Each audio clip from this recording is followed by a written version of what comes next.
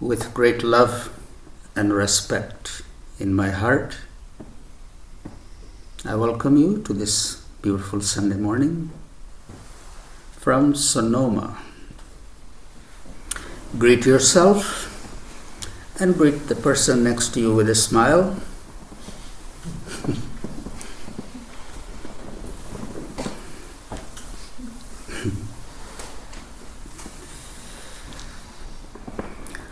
It has been a busy week, not just the last one, the week before and the week before. At the ashram it has been really busy and everybody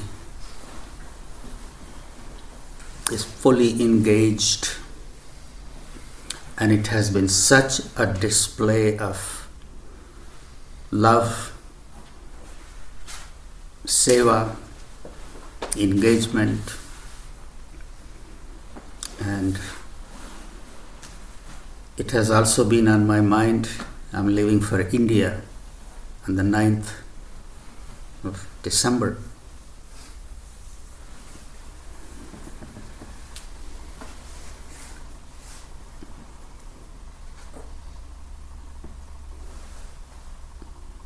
Now mind is turning in that direction.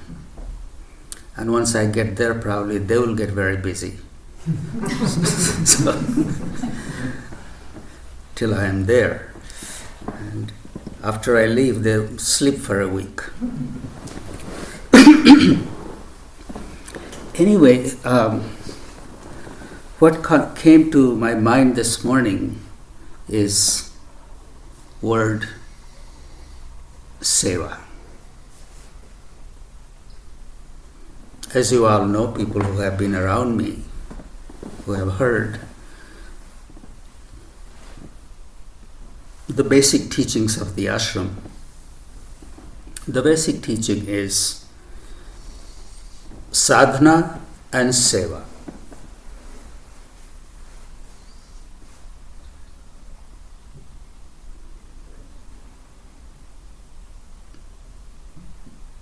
What is sadhana? Sadhana is any effort we make to connect with our fullness, with our true nature. It's called sadhana. Through sadhana, through the spiritual practice, we connect with the fullness that we already are. An overflow of this fullness in the world is Seva, selfless service.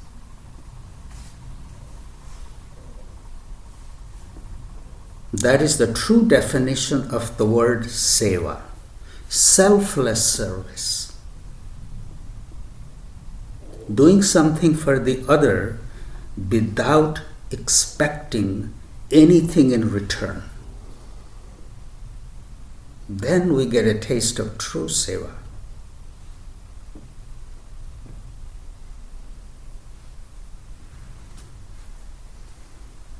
How can we do something for the other without expecting? If I am empty, if I am looking for something,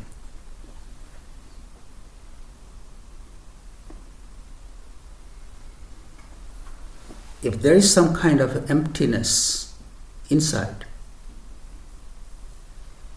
I go to do something for the other and expecting at least acknowledgement and thank you.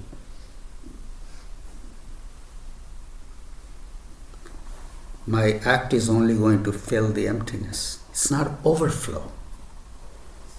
Overflow is I do something and disappear.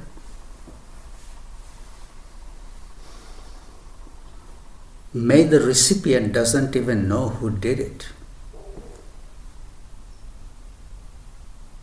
That's the highest kind of seva. That's the one that truly gives me the reward. Being human, it's really very difficult.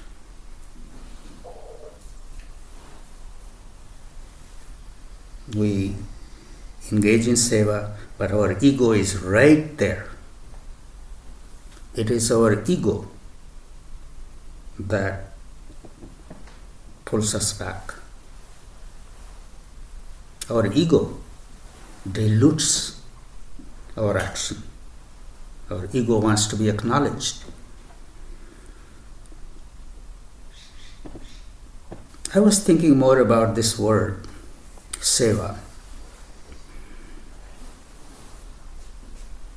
I hear people, all kinds of things, Babaji, I just got a dog from the rescue. Isn't that seva?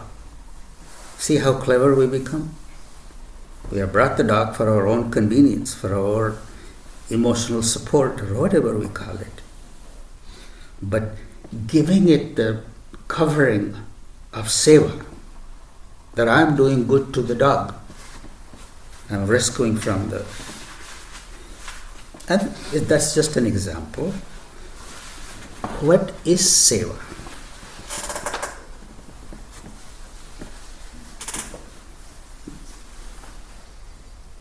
We make some sacrifice. If we make some sacrifice in the name of doing something good, that I'm not pampering my own ego, my needs, fulfilling my needs, that's the higher kind of seva. It reminds me of the early days. I had just started in Sonoma, and we were very small. And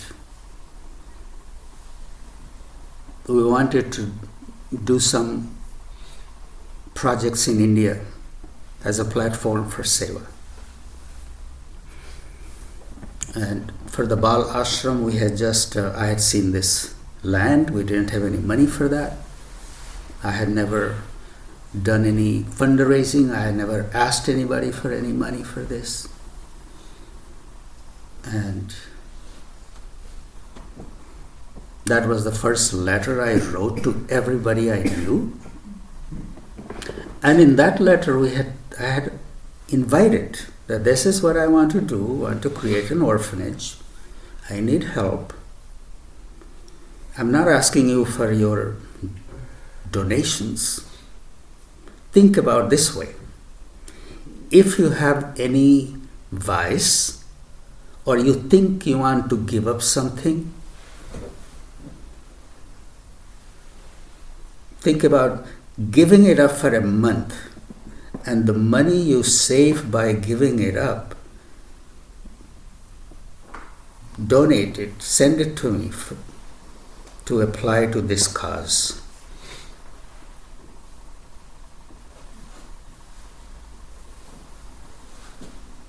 Some people are having a glass or two of wine every day, and they were thinking about giving it up, but they hadn't given it up. Some people had coffee, some people had... Anyway, guess what? In a month, we received $20,000 donation.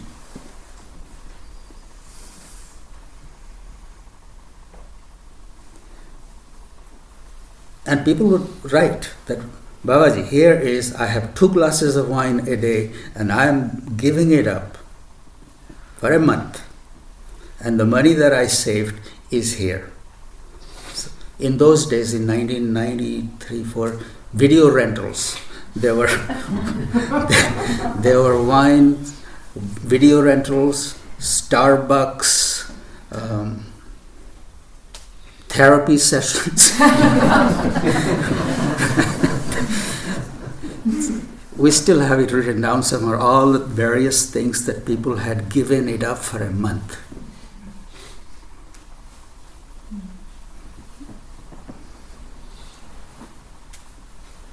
So you make a little sacrifice something, and you apply that. It's a kind of austerity. When my seva becomes an austerity for me, it turns into a little more meaningful spiritual practice. It's easy to. You got some money, you write a check and you send a donations. It's come and gone.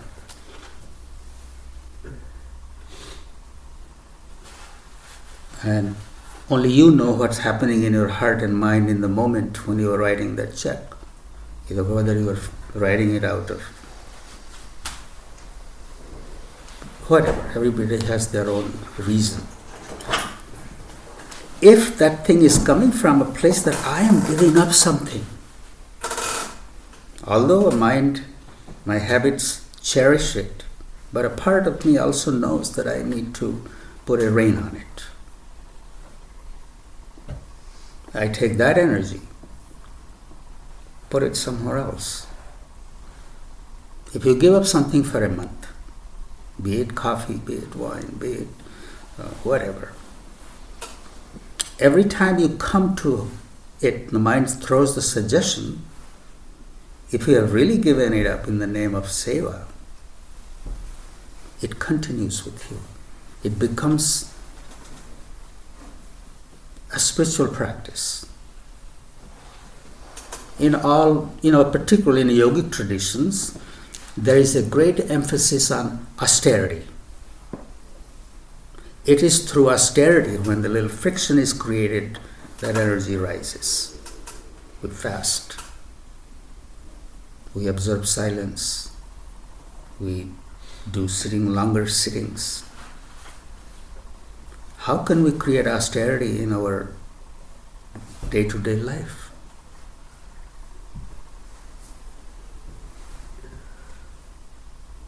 So engaging in Seva, whether you are engaging physical Seva, physically, or you are donating it to some charity, or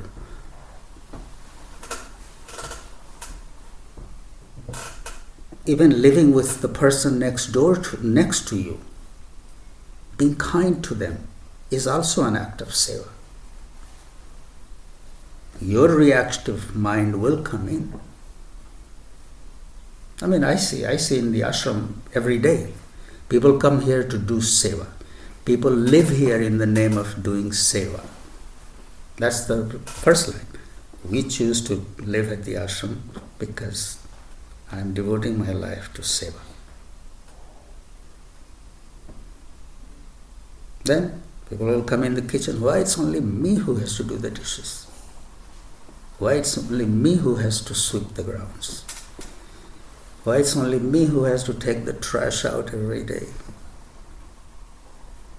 Here we are here to practice this, but see how quickly our ego comes in and takes away for what we really came here to do.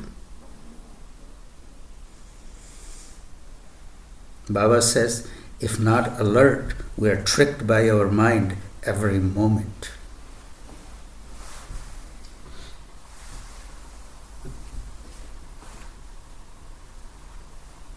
Before we trick somebody else, we trick ourselves. We talk ourselves into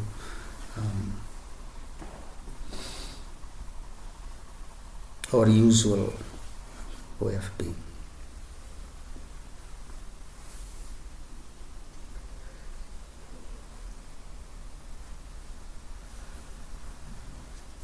What is helpful is first bringing in our heart the sense of appreciation.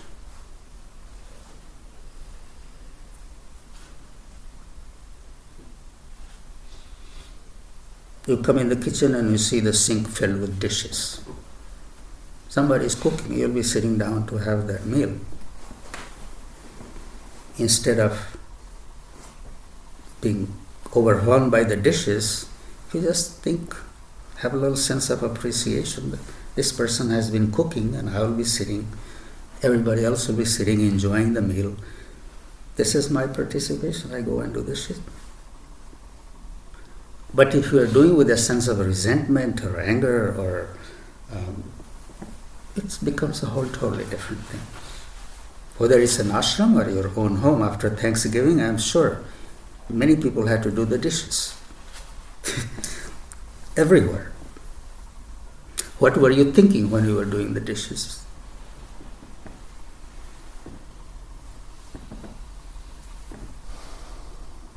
or whatever you are doing.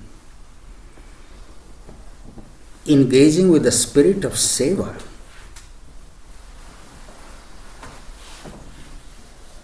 has no resentment. If it's coming from a place of fullness, then it's overflowing. There is no resentment there. If you donate to some charity, there may not be a resentment. Nowadays, there is lots of positioning and challenging and arm twisting, and because all kinds of stuff goes on.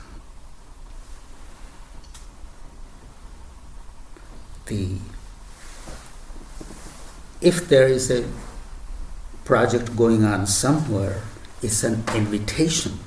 That's the way I like to see.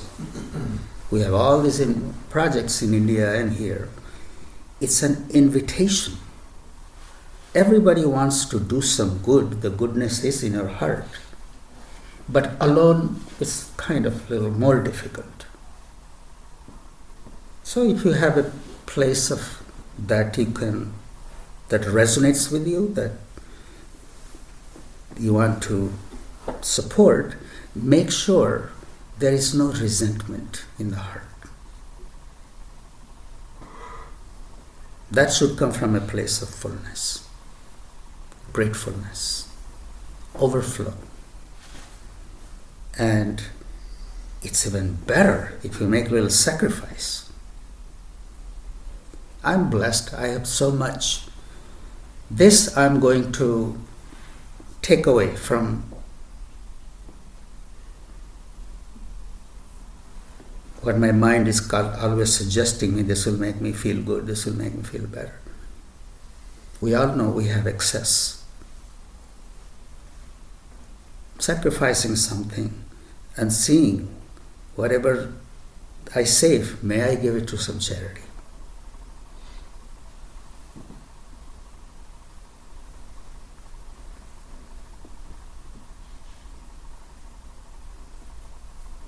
So making some sacrifice and turning it towards some good, helping somebody, we are creating a beautiful, that's alchemy.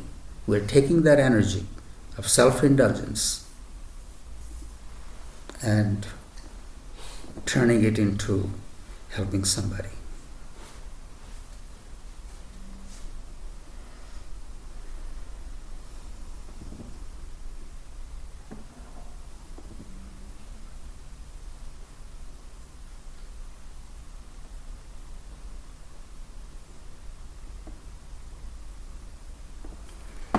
In my own home, if something has been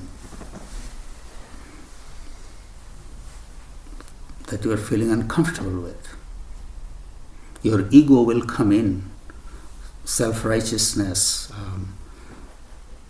self-entitlement.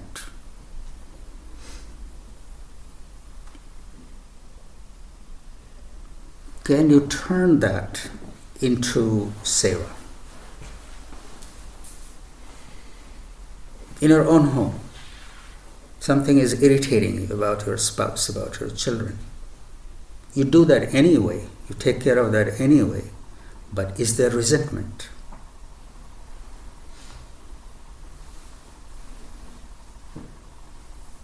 How can we free ourselves from that resentment and turn that energy into the spirit of Seva?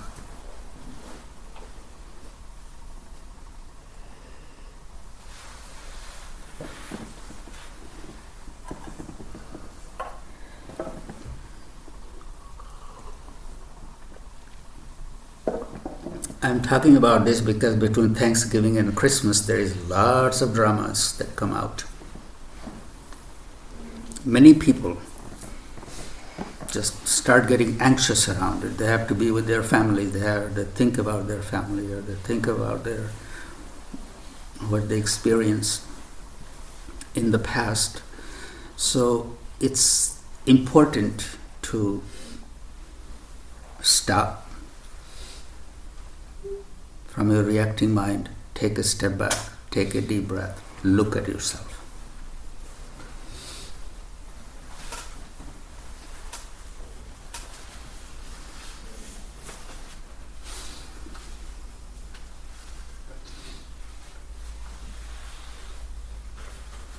mind will come, ego will come and say, why it's only me who is doing it? Why aren't others doing it? Or you want to make others feel guilty that why you should be doing it. All that thing we create.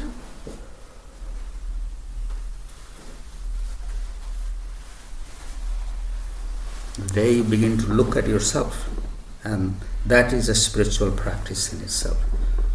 Swami, the word Swami, the spiritual person is called Swami. But the real Swami, one who has returned to the self, one who is always looking at oneself. We tend to look at the other. Return to the self, the Swami.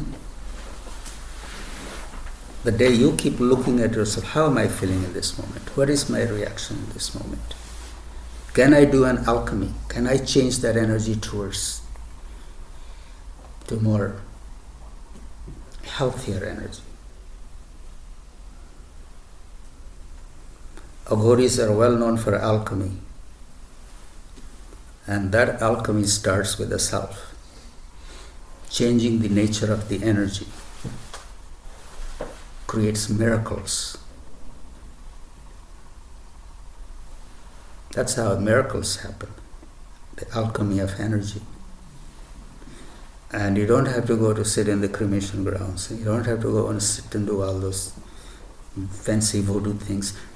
Bring the alchemy home. In your day-to-day life, in your daily exchange, in your daily interactions, in your daily way of being.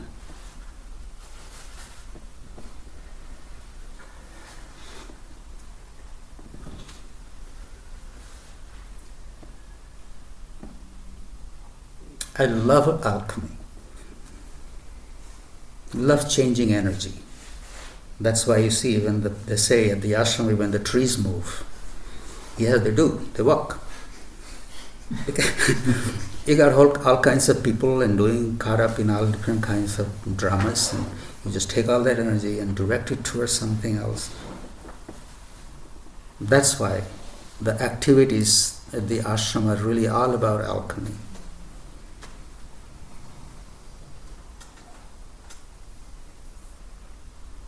It's Shakti, and we direct Shakti in a nice place, nice way. It's not about what we are doing. It's about how we are doing it, how it is created and directed. So, I don't know how I got to that, but the word Seva just popped up in my mind, and it has been because I have been going to India, and we have so many Seva projects going, and it's a beautiful way to engage people.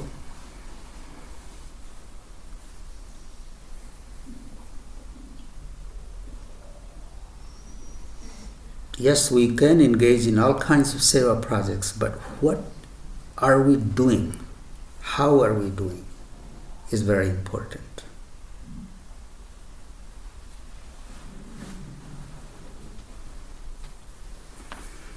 Thank you all for listening to me. I'll be leaving on the 9th for India, and once I get settled there, then we'll continue. So there could be a week or 2 week of break on the Sunday Zoom calls, so stay tuned for that. I would love to hear what's on your mind. So I'll stop right here. Thank you all. Well, looks like it was, I've given you a big challenge to sacrifice something in the name of Seva. That's why everybody is silent. But do think about it. Just give up something. Give up something in the name of Seva, without it being cause to boost your ego, without it being a reason to poke someone, look, I'm doing this for you. No, it should be an inner work. Don't even talk about it. Whatever you choose to do, don't even talk about it. Play with that energy. See what's happening inside.